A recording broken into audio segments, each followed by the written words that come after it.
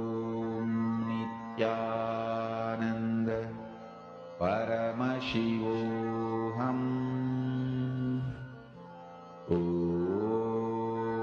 Nithyananda Paramashivoham. Om Nithyananda Paramashivoham. Om Nithyananda Paramashivoham.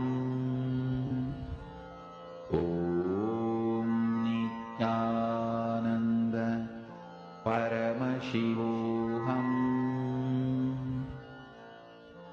Om Nithyananda Paramashivoham. Om Nithyananda Paramashivoham. Mahamahavagya, spiritual lullaby for samadhi, and Suprabhatam, wake up call, wake up song for Paramashiva.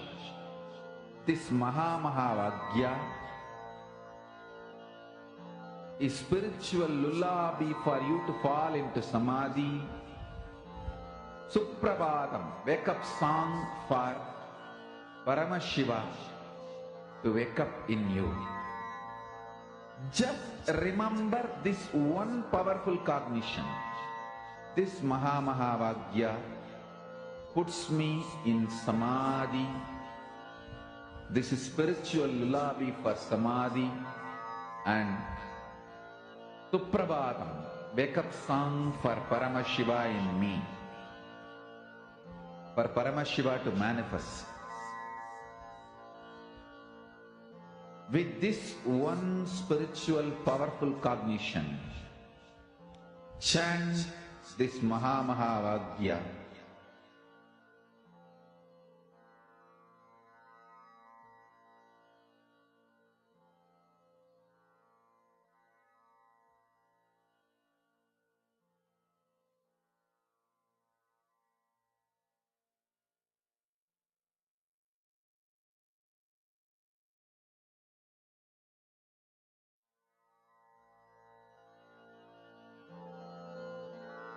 Mahamahavagya, spiritual lullaby for samadhi, and Suprabhatam, wake up call, wake up song for Paramashiva. For Paramashiva to manifest. With this one spiritual powerful cognition, chant this Mahamahavagya. Om Nithyananda Paramashivoham.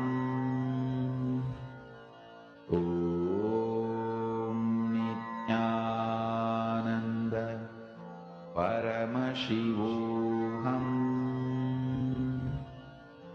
Om Nithyananda Paramashivoham.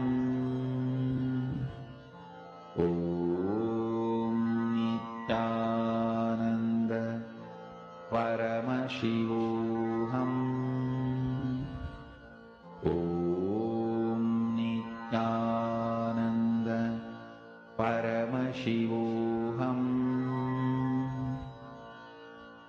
Om Nithyananda Paramashivoham. Om Nithyananda Paramashivoham.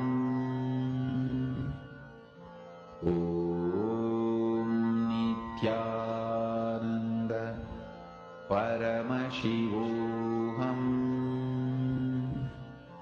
Om Nithyananda Paramashivoham. Om Nithyananda Paramashivoham. Om Nithyananda Paramashivoham Om Nithyananda Paramashivoham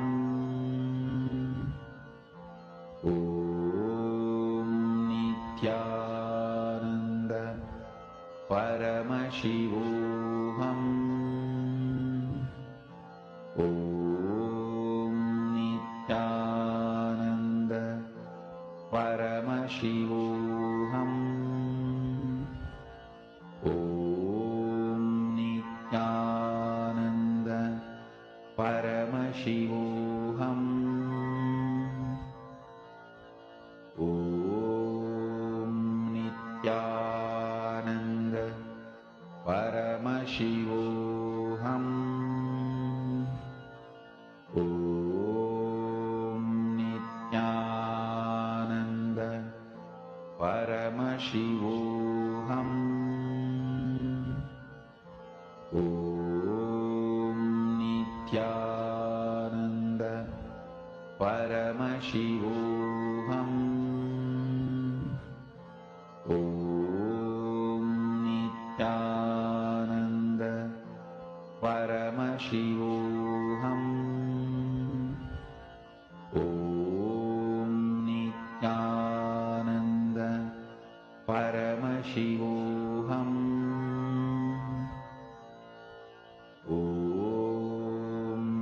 Nithyananda Paramashivoham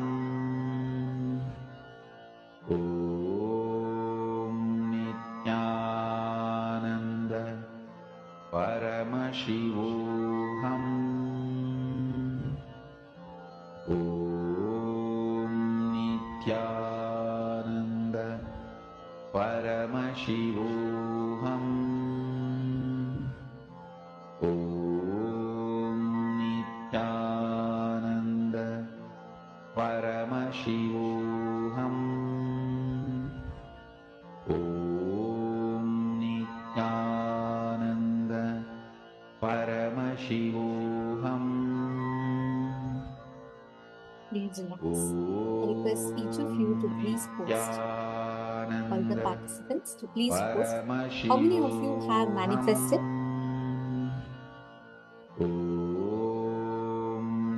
How many of you have actually started manifesting this power?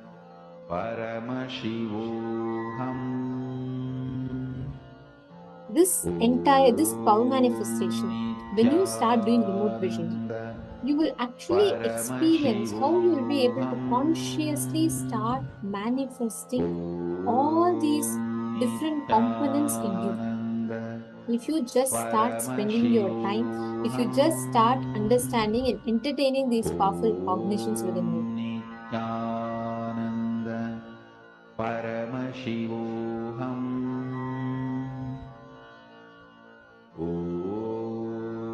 I request all the participants, make it a point every time. Ensure that you keep trying and manifesting this power. Even if it takes time, it is okay. But keep trying and share your clicks and powerful cognitions. Now, we're all going to be entering into the next session, where we all are going to be listening to a very beautiful revelation from Swamiji. This is an exclusive special webinar where Swamiji tells his ultimate message to humanity. The most sacred, the most ultimate message to humanity is his love. It's a very beautiful session, and we're all now going to be entering into listening to the purpose of why Swamiji has come down. The purpose of why Swamiji has happened is to ask us just one cosmic proposal. Will you become me? Now, we will all listen to this beautiful revelation from Swamiji.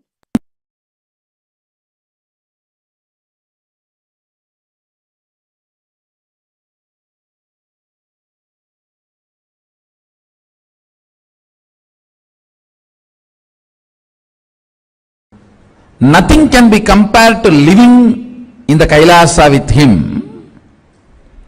Even though nothing can be equated or compared to that,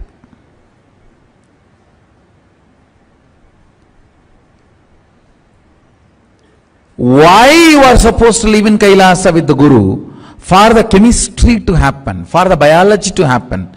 If you are capable enough to build this chemistry happening, then great.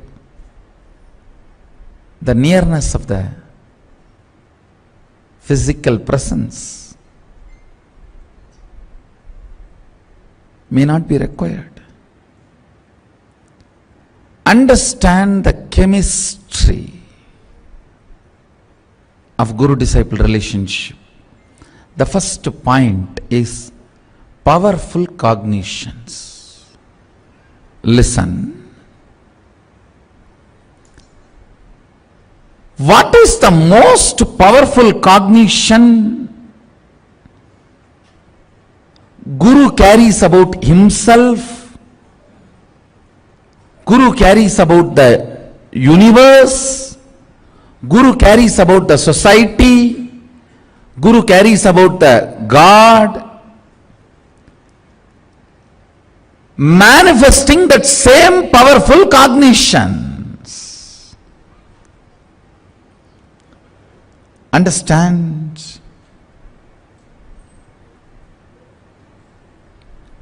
Just before the satsang, we had somebody from scientific community sharing his experience about Kalpataru. It's fundamentally wrong to assume science and scientists are supposed to be atheists. No. Understand, modernization does not mean westernization. Science does not mean denying the ultimate.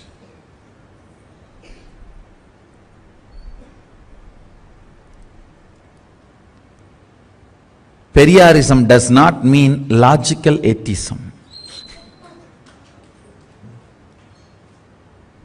Understand, the researcher from Baba Atomic Research Center from Mumbai was sharing, was telling that completion science was working. It will work for anybody because it is a powerful cognition. You are nurturing, building. Understand?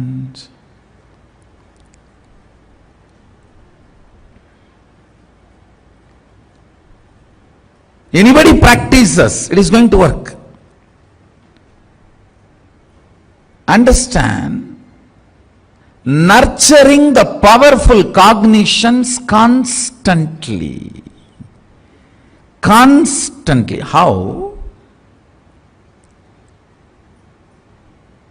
In a common life, a secret crush is nurtured, built and grown into romance. Then evolves into love, then evolves into commitment, then evolves into ripe, stable relationship, then achieves the completion. A real relationship should go this way only. Same way, a guru-disciple relationship. Whatever may be the reason the secret crush started, for some people just a haircut of the boy, or the way the girl drives her scooty, or the color saree matched with her lipstick. Whatever may be the reason the secret crush started, if it is nurtured and evolves to the romance, the next step of relationship, then it should continue to be nurtured and should evolve into love. Then it should be continued to be nurtured and then evolve into a commitment. Same way, powerful cognitions nurture and evolve guru-disciple relationships. Understand? Here the proposal is not, will you marry me? Here the proposal is, will you become me?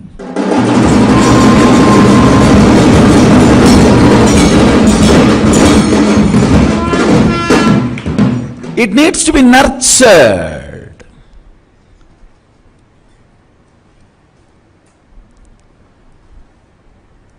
Whatever may be the reason, the first connection starts. It should be nurtured with powerful cognitions. Every day, every minute, people ask me, what is the most important spiritual practice your disciples should do? It's nothing but building powerful cognitions. Building powerful cognitions is the chemistry of the Guru-disciple relationship. The first point, fundamental point, most important point. The moment I say something, behind the back you feel, oh, it is impractical. Over. Diverse notice is sanctioned, approved. The moment you feel I am impractical, relationship ends.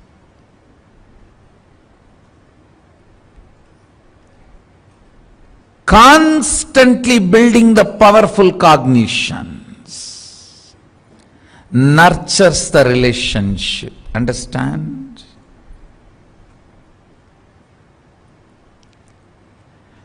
Whether with your own inner space or the spaces of others,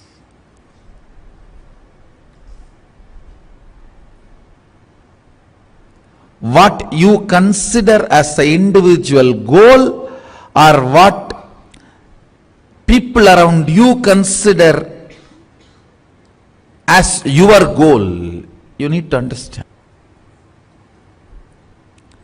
Everything need to be nurtured with powerful cognitions. Understand?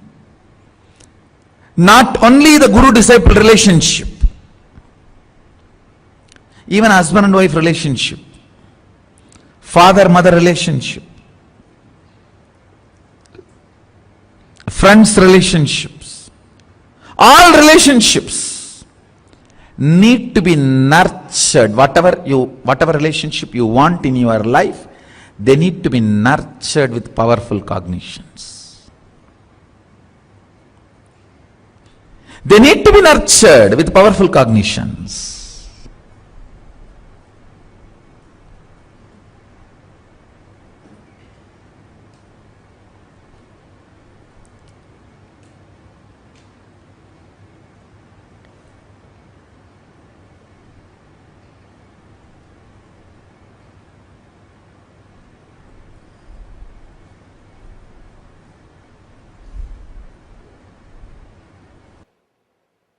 Separately, there is only one consciousness which is intelligent, which is alive, and which is enjoying itself. Understand? The consciousness is such, it is alive and it knows it is alive and it enjoys just being alive. Sat Chit Ananda. Sat means it is alive. Truth. Chit means it knows it is alive. Means it is conscious of its life, its existence. Ananda means it is enjoying its own existence. That is what we call Satchidananda. Yesterday I was telling that, I think yesterday or today, that Baba, Naga Baba with whom I lived, he was in Uttarakashi. Maybe I'll narrate the incident later on. With Naga Baba, I lived in Uttarakashi. He's a great Mahatma. I used to ask him, Baba, why don't you teach me something? He will never open his mouth. He was a very different kind of soul. Finally, somehow, One day, I sat with him and said, something, Baba, tell something, at least one line, so that I will remember that constantly and keep that with me. And he was much more strong than me. He did not open his mouth. Finally, one day he said, he doesn't speak much. He said, means he is going, that he is continuing his travel. So I also have to go on my way. I said, I am coming with you. He said, no, I am going. Then he gave me that pipe with which he used to smoke. That pipe, he gave it to me. I said, okay, Baba, I am so happy you gave me this pipe. I kept that pipe with me for quite a long time. I don't know after that what happened to that pipe. I asked him, this pipe may be, it can get lost. Tell me something which will not be lost. I'll carry it with me always. Some one line, one word, one teaching, something. Something, tell me. He was not opening his mouth. I said, all right, next, whatever word you are going to utter, even if you say, fool, get lost, I'll take that word as a mantra. Whatever you are going to say now, open your mouth, at least you will say goodbye, because now we are going to depart. That word I will take it as a mantra. Then he started laughing and he said one beautiful line, Deham Naham Koham Soham. Whole Vedanta, just in one line. Deham Naham, I am not the body. Then Koham, who am I? Ask, you will experience Soham, I am the whole. I am everything. Deham Naham Koham Soham. Deham, this body. Naham means I am not that. Then who am I? Koham. Ask, you will realize Soham. Soham means the whole universe. I am the whole universe.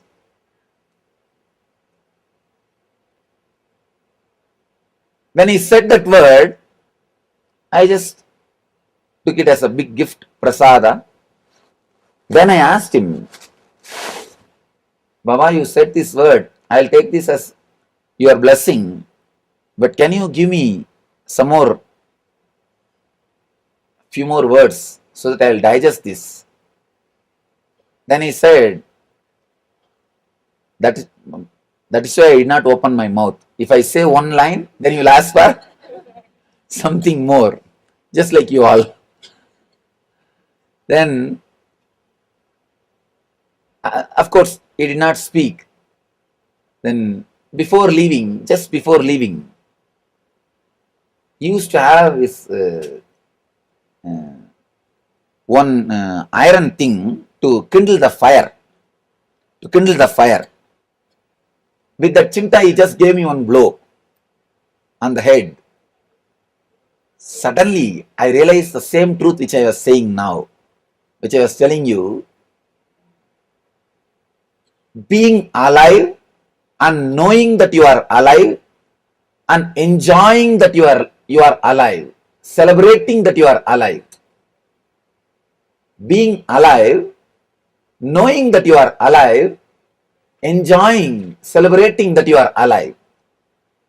Sat, Chit, Ananda. Being alive is Sat, truth. Knowing that you are alive is consciousness.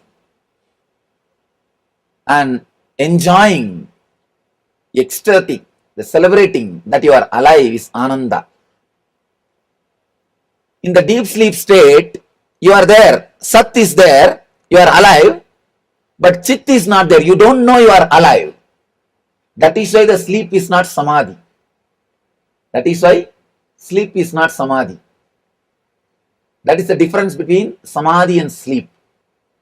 You are alive, but you are not aware that you are alive. Not only being alive, being aware that you are alive. and enjoying that you are alive is Ananda, Satchidananda. First, it was just the Satchidananda, nothing else. I was conscious, I was alive, and I know I was alive, and I was just enjoying that I am alive.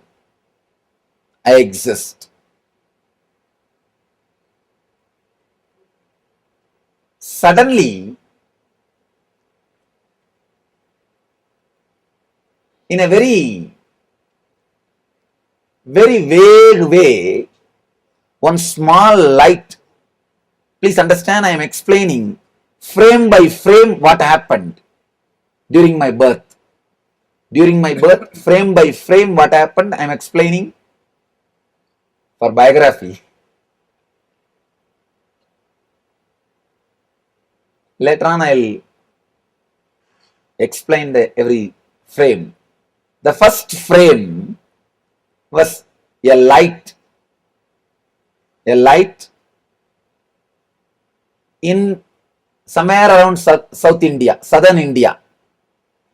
But I do not know at that moment it was Arunachala or something like that. Just somewhere around southern India. That was the first slide, first scene. The next scene, like a star, shooting star, I was just pulled by that light.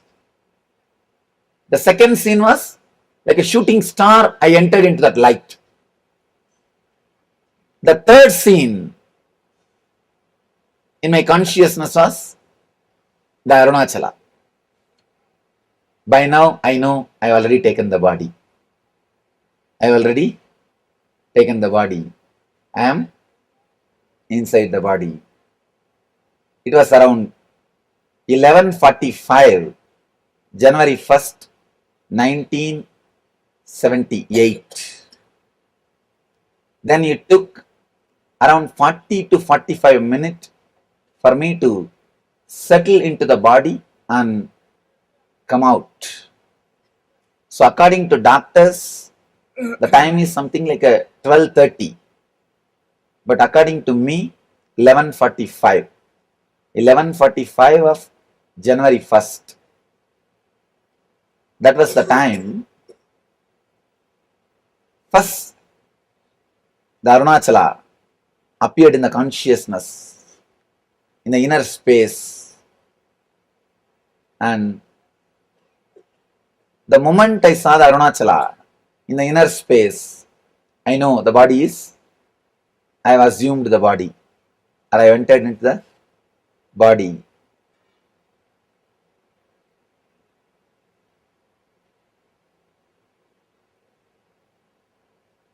It was such an auspicious energy. Whenever a master lands on the planet Earth, a clairvoyance happens. Like how they say now the holes in the ozone layer, something like that. The conscious layer is drilled for a enlightened being to land.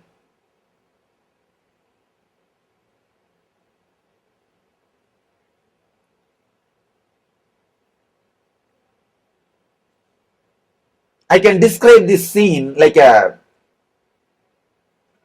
whenever a clairvoyance lands on the planet Earth, whole planet Earth celebrates. The whole existence celebrates. That is what they describe metaphysically. All the gods and goddesses land and celebrated the Krishna's birth. That is what they mean when they say these great masters, when they took birth, all the gods and goddesses showered flowers, they landed and celebrate. This is what they mean. Means such an auspicious energy happens on the planet Earth. The whole existence celebrates. The whole existence celebrates. Somehow in my case, not only gods and goddesses, people all over the world were celebrating because it was a new year.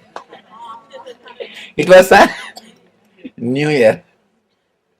All over the world were celebrating already. Not only the gods and goddesses.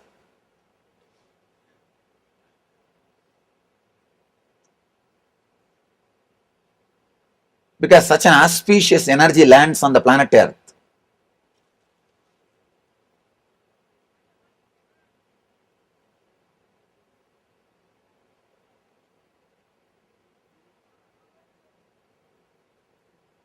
It is impossible to describe. Because whenever a clairvoyance happens on the planet Earth, using that same hole, same opening, you can also escape. The possibility for beings to get enlightened, see the same door only. Whether to come here or from here to go there, same door only.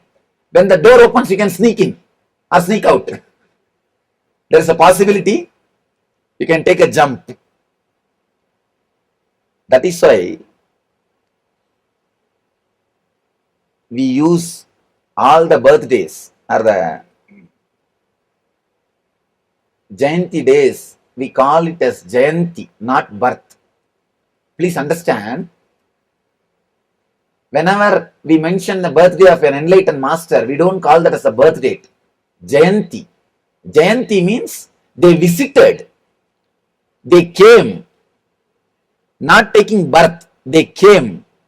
That is why we call Jayanti means in Sanskrit literally going. Going. That is the word means. Because the masters visit the planet. It's called Jayanti. We use the masters' Jayantis to meditate because the clairvoyance creates a possibility for you to take a quantum jump. You can also escape using that same zone and space into spacelessness, into timelessness.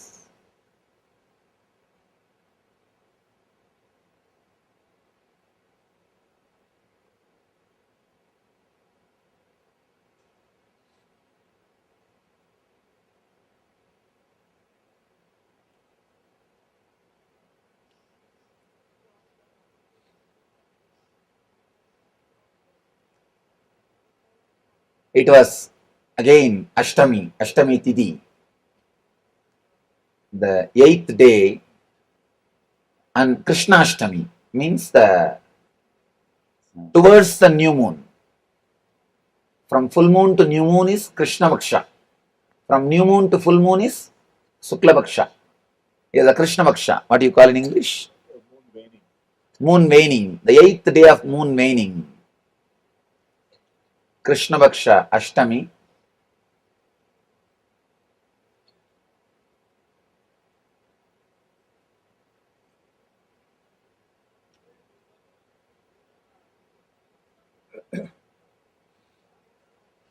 Somebody asked me, Swamiji, why did you choose January 1st to take birth? I made a casual comment. In India, all masters' birthday is becoming holiday. Already we are suffering with too much of holidays. I do not want future my disciples to do something and get one more holiday. Better let's take birth in the already declared holiday, so that India won't much suffer with some more holidays. Anyhow,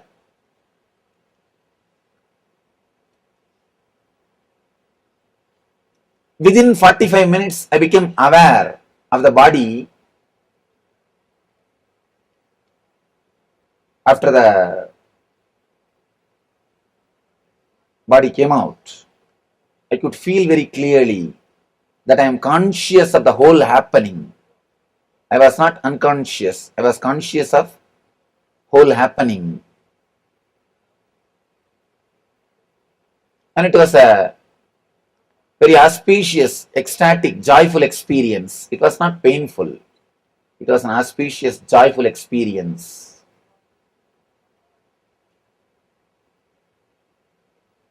My mother also said that it was a very easy delivery. She was also saying, very easy delivery.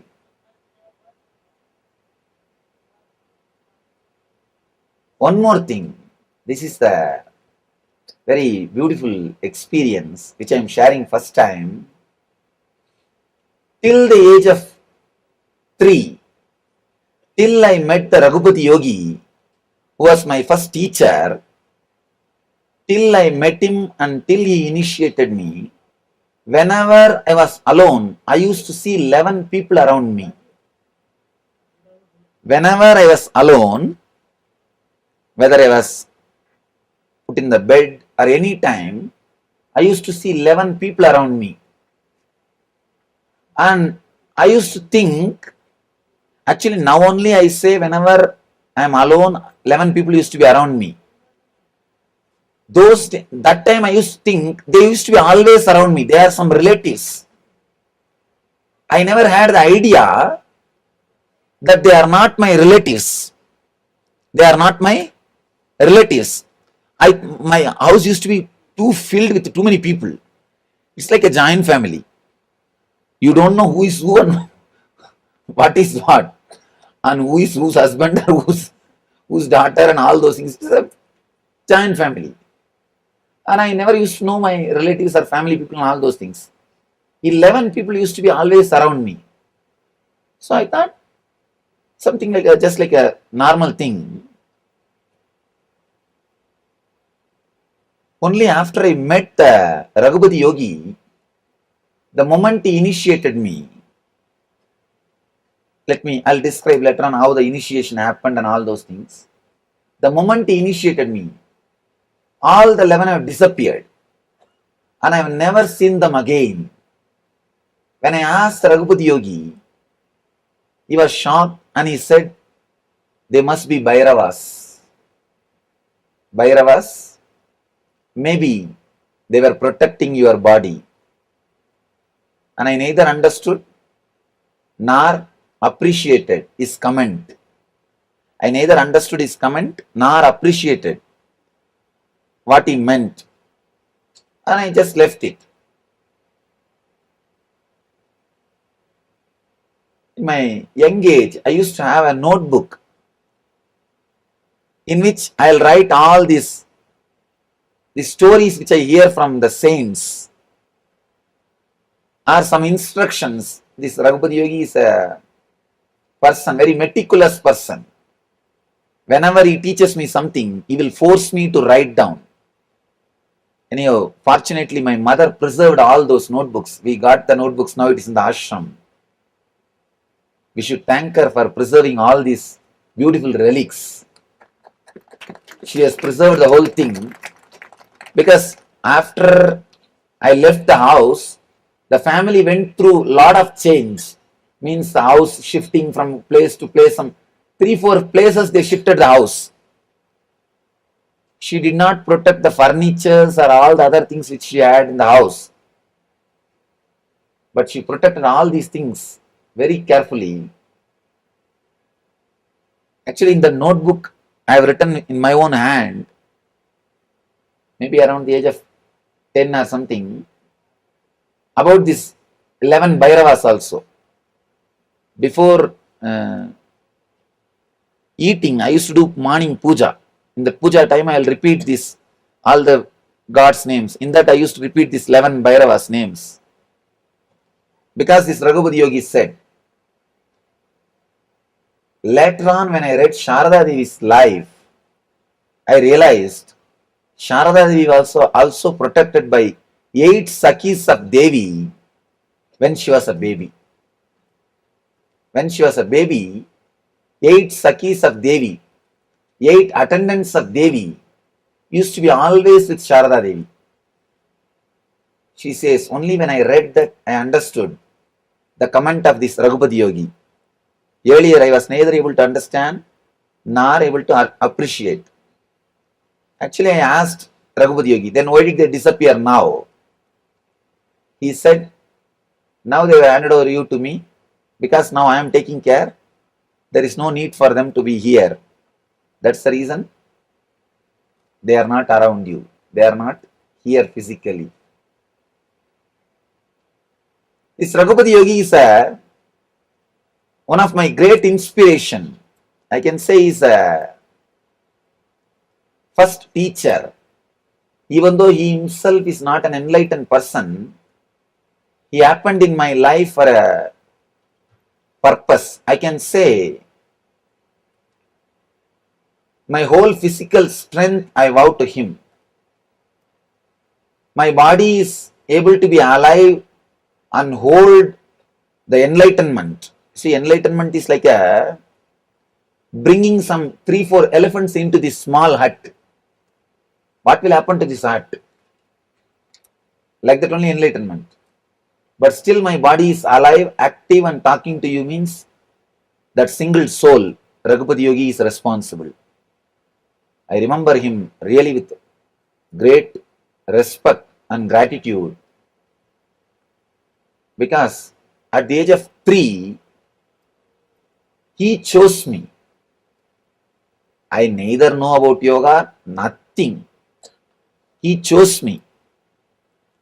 Actually, he used to stay in the same street where my house was there, where I was born and brought up. In that same street, he used to stay. So, he was a close friend of my father and grandmother and everybody, the whole family. He was born and brought up in Burma. In that time, Burma was not separate place. Burma was almost like India. And he stayed with the Tibetan Lamas also for quite a long time and learned this yoga and all those things with them. He himself is an adept, master in yoga. I can say few things about him as an introduction. Of course, if you read the biography, you would have read. He can fly on the air. I myself have seen. He can just lift himself on the air. And not only that, like a fun, he will make us go under him. Small boys, we used to just run under him. See whether anything else is there. He will just lift himself. Like a small boys run under something, under the cart. Like that we used to run under him. He can lift himself. And not only that, he will empty his lungs and tie a iron rope, iron wire, and he will just inhale. The iron wire will burst to pieces. It will burst to pieces. The power of his lungs or the inhaling, the iron wire will burst to pieces. He will exhale in a relaxed way. He will tie that iron wire. Just he will inhale, that's all. The wire will burst to pieces.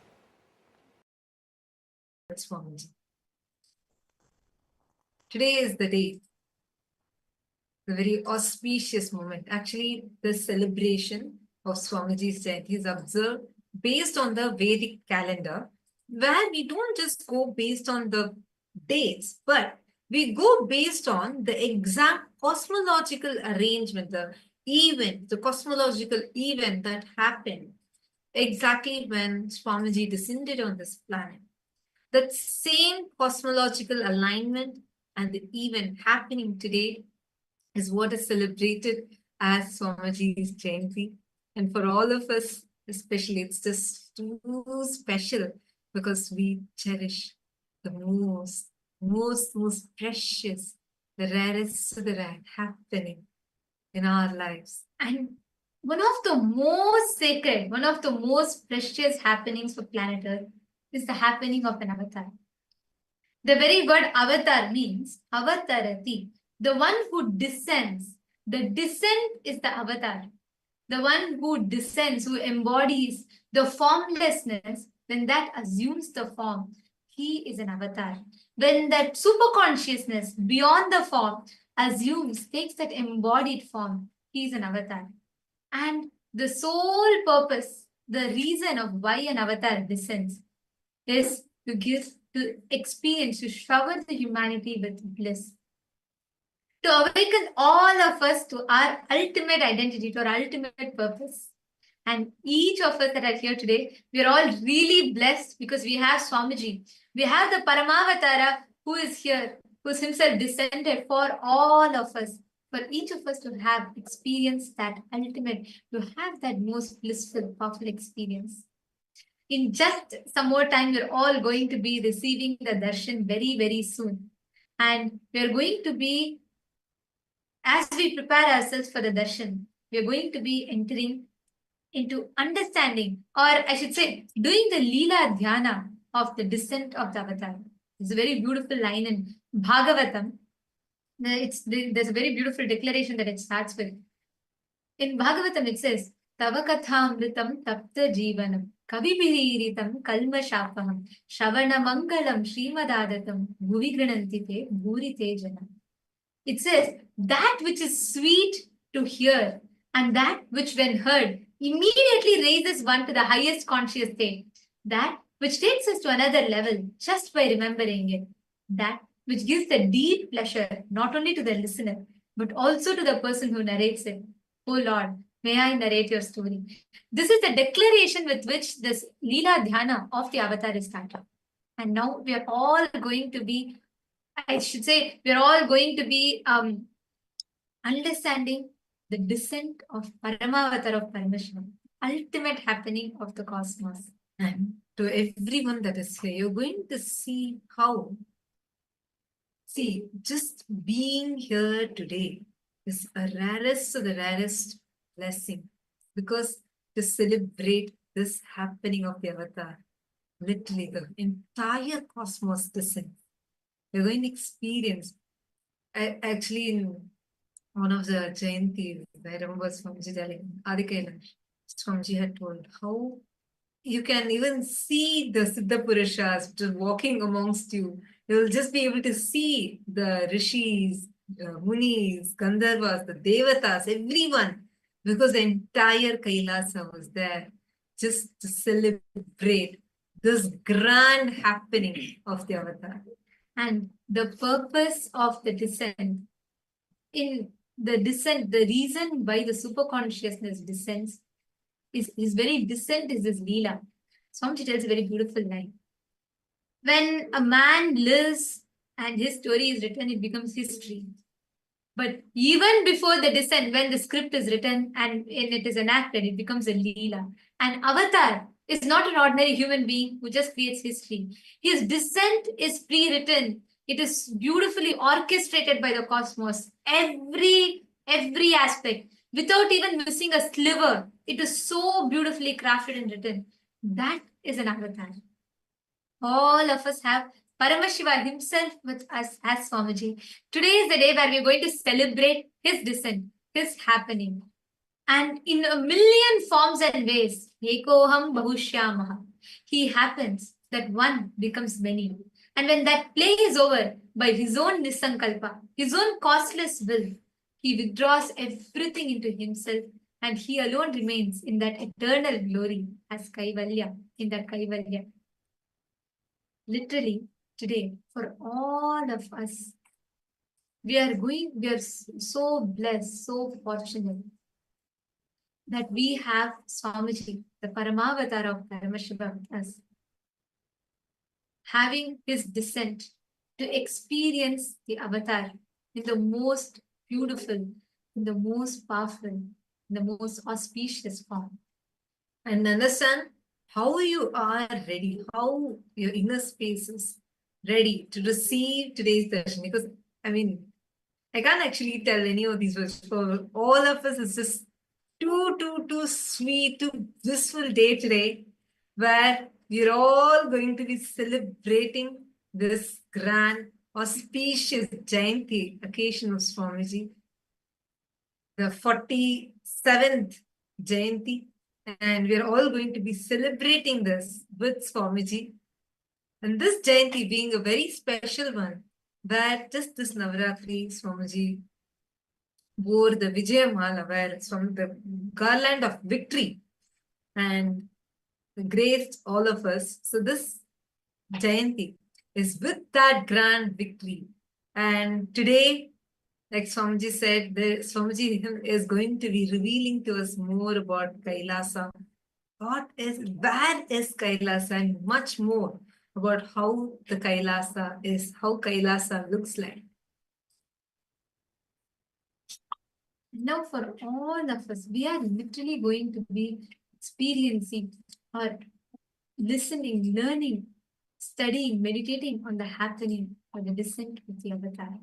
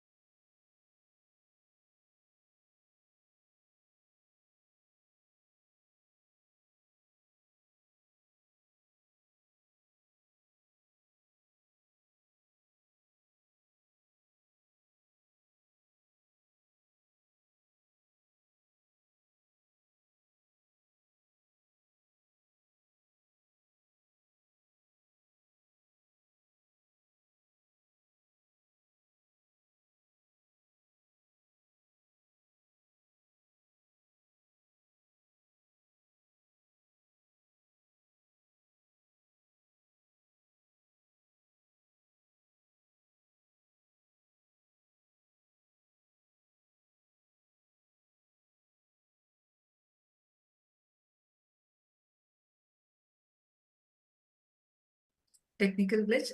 Nithyananda, we apologize for the technical glitch. I hope now all of you are able to see us and hear us clearly.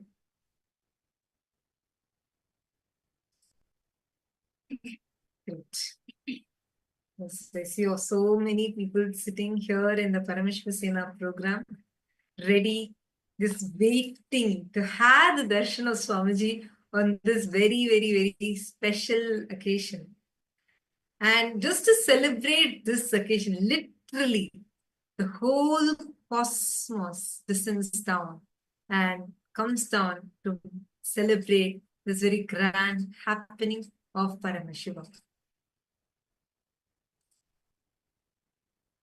And today, as we understand, see, for each one of us being here, right now, each of you coming here from different countries, already in Paramashivoham program itself, so many are coming from different parts of the world, whether you're from Australia, Singapore, Malaysia, US, Canada, different parts of the world, we all come together today.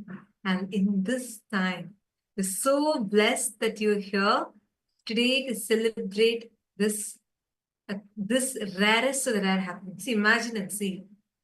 There are so many billions of people that exist, but it's so rare. First of all, it's rare for a being to assume a human body. And even more rare is to assume a body, assume a human body and be having a Hindu birth, being a Hindu in this birth. Rarer than that is you having a guru in your life. Rarest to the rarest. Just a small handful of people are chosen directly by Paramashiva, where you have not just a guru, not even just an enlightened master, but an avatar himself as your guru. While you're in this physical body, and then Paramashiva is manifesting through his physical form and manifesting as Swamiji. And his very descent is a descent of that ultimate consciousness. That's why in Karanagama there's a very beautiful line. It says, Ityevam nishkalam proktam param bhavami smritam srishtistham lokarakshartam lokasyotpatti karanam sadhakanam hitartham tu svechaya grinhate tanu. He says, in this way, Paramashiva, who is Nishkala, without any body and parts, who is the ultimate supreme being, who is established in the creation, who is the cause of the creation of the universe itself, assumes a body out of his free will of the protection of the universe and for the welfare of the spiritual seekers and devotees. Making the ultimate superconsciousness manifest for every being is the purpose of the descent of the cosmic superconsciousness into the embodied form as the avatar. For all of us that are here, we are all really blessed because we have Paramashiva himself, Swamiji himself who is here, giving us that experience, awakening all of us to our ultimate, giving us that ultimate possibility for us to experience.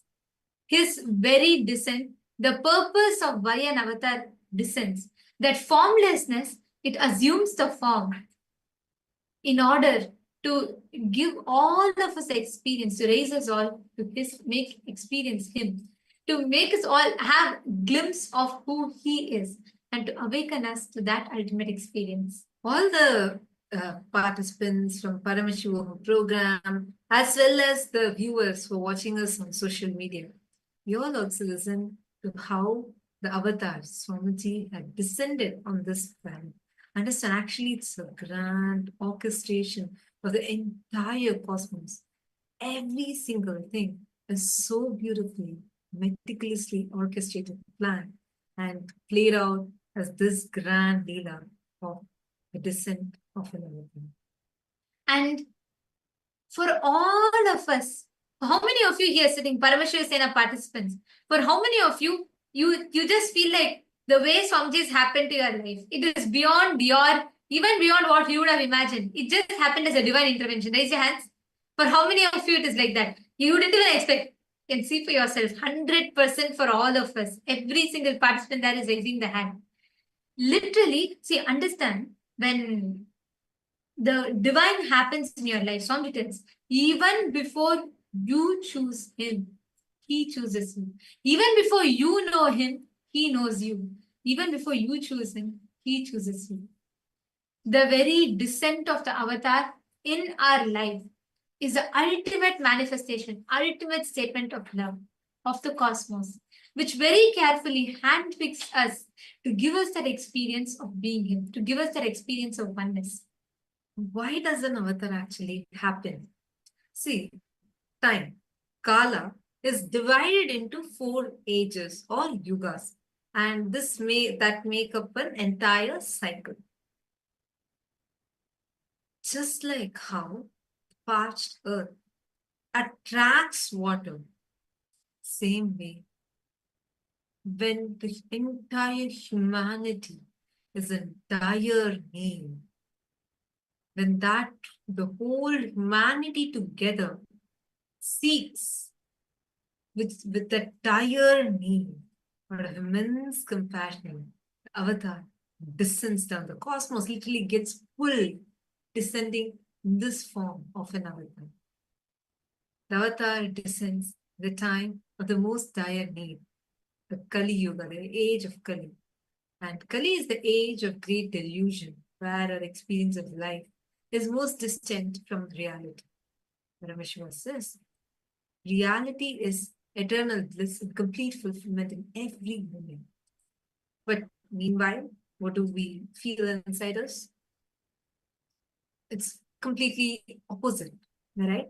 This duality between the reality and experience, between what you believe and what reality is what our rishis signify as the beginning of Kali, the mark of Kali. The accumulation of this delusion has reached the point where if humanity does not fix itself now, it will end up in its own collapse. This is the reason for the descent of the avatar.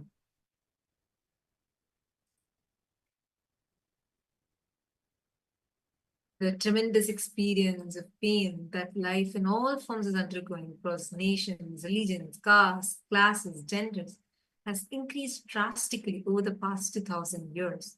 Not only humans, but animals, plants, and the very land that we walk on has been affected by the misguided decisions of people in power and the silence of the others. And we have entered to a point where when we face the facts, we are a trembling force of life, foolishly overwhelmed by the grandeur of the universe, and at the same time, wanting to conquer it. And what we lack is a valid or working solution. Now, where do we go on from here? As an answer to this question, as an answer to the prayers of millions of billions of beings, the cosmos, out of its immense compassion, has descended in this form, the formless into form, manifesting as our beloved Swamiji.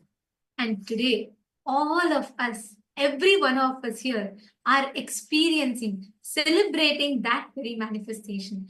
Today, we're all going to be blessed with an amazing darshan, and most importantly, the whole world is going to be receiving, experiencing the door, like literally the doors of Kailasa is going to be open. Of course, Swamiji already launched, Swamiji already welcomed, opened the doors of Kailasa in Guru Purnima. But today is something even more exciting in store for all of us.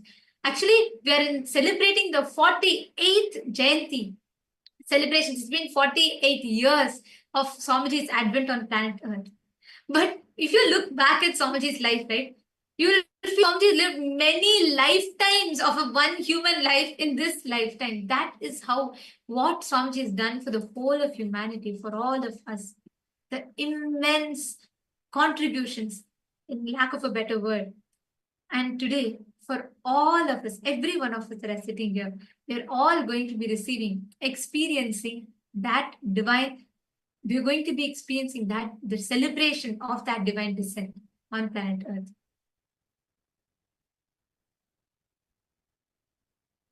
And for every one of us, here Swamiji is.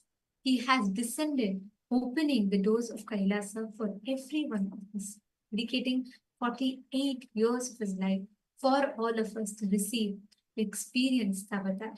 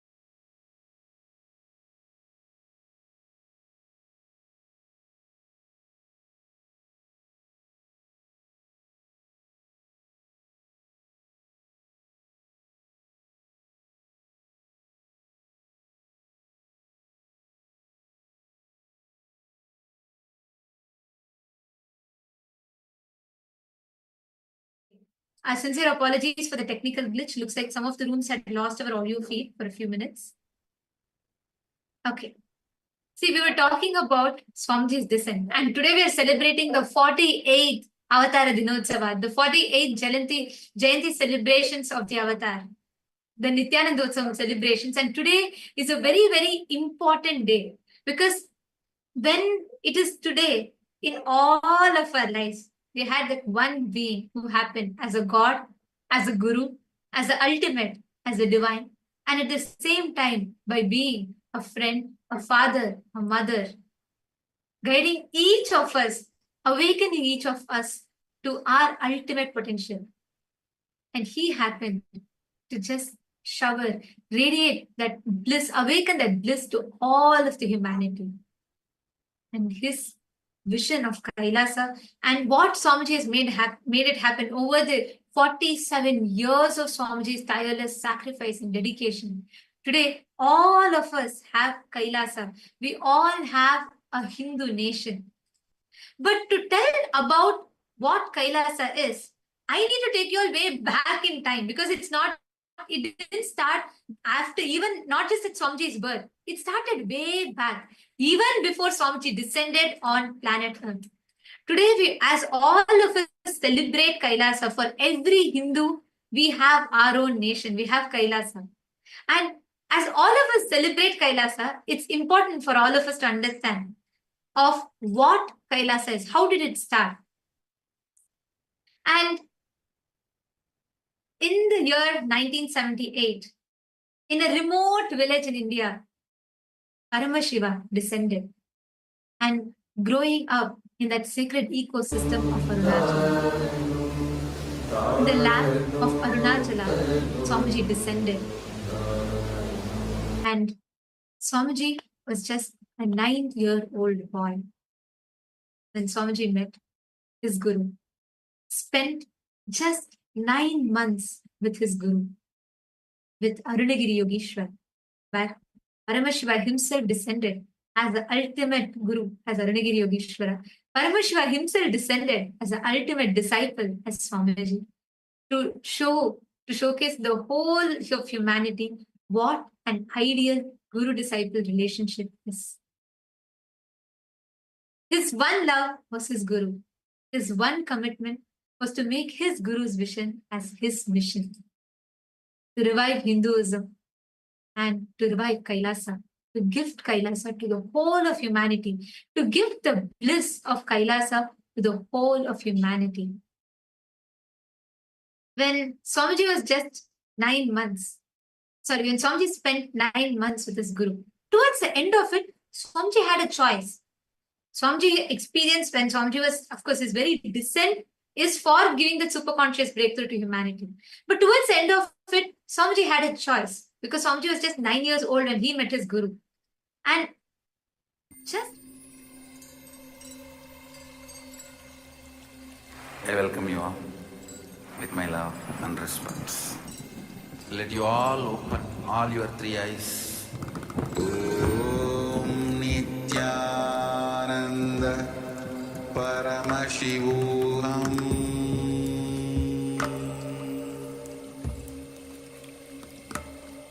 Om Nithyananda Paramashivoham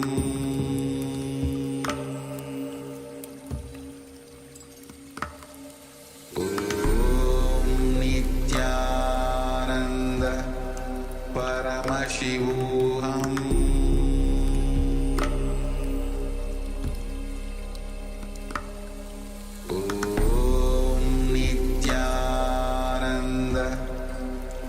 Paramashivoham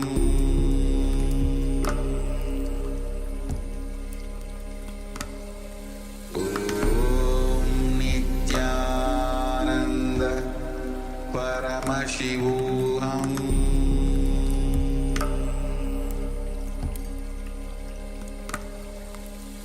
Om Nithyananda Paramashivoham